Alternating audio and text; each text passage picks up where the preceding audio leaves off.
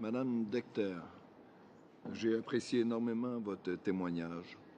Je vais partager mon expérience, puis je pense que ça peut être instructif pour tout le monde ici, qui n'ont pas vécu au Québec nécessairement.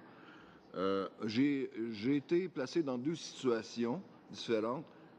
Une situation avec un enfant où nous n'avions pas de service de garde et où il fallait chercher des gens pour garder nos enfants. Faire garder nos enfants notre enfant dans un sous-sol, pas savoir si on allait obtenir le service de garde au bon moment, inquiéter ma femme d'un stress incroyable parce que, bon, est-ce que je vais être capable d'aller travailler ou pas?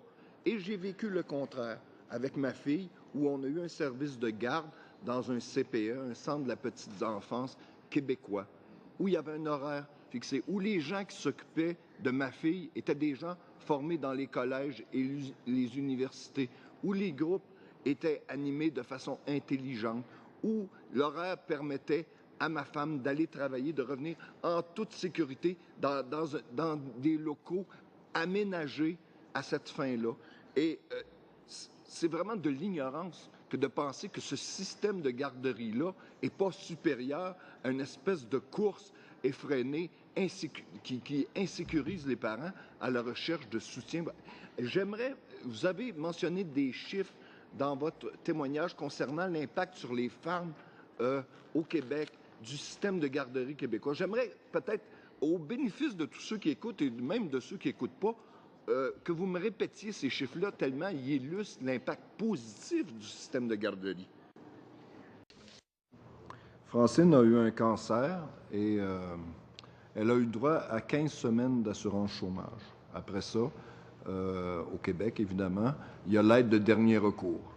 Mais comme elle avait une maison, on n'a pas accès à cette aide de dernier recours-là. J'ai lu le rapport du directeur parlementaire du budget sur ce qu'on aurait pu faire avec le 2 milliards qu'il y avait de surplus à l'assurance chômage. Ça l'aurait pu aider Francine et des milliers d'autres comme elle qui arrivent à la fin de leur prestation et qui se voient obligés d'aller sur l'aide de dernier recours.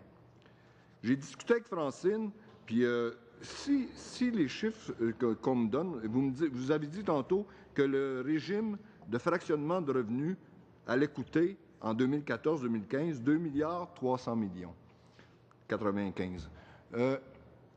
L'impression que Francine a et la mienne, c'est qu'on n'aide pas les gens qui sont dans le besoin, les gens qui sont souffrants, les gens qui sont malades, qui arrivent avec ces 2 milliards-là, on aurait pu étendre les prestations d'assurance-emploi pour une période entière d'une année. C'est ce que le directeur parlementaire du budget dit.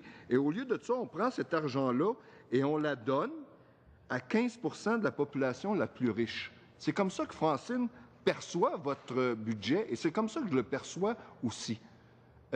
Comment vous pouvez expliquer ce choix-là de prendre ce 2 milliards-là pour balancer le budget, puis d'accorder 2 milliards 300 millions à 15 % de la population? Francine et les gens qui souffrent au Canada ne comprennent pas ce mouvement. On dirait que vous travaillez, puis je suis convaincu que ça ressemble à la réalité. Vous travaillez pour les personnes qui n'en ont pas besoin.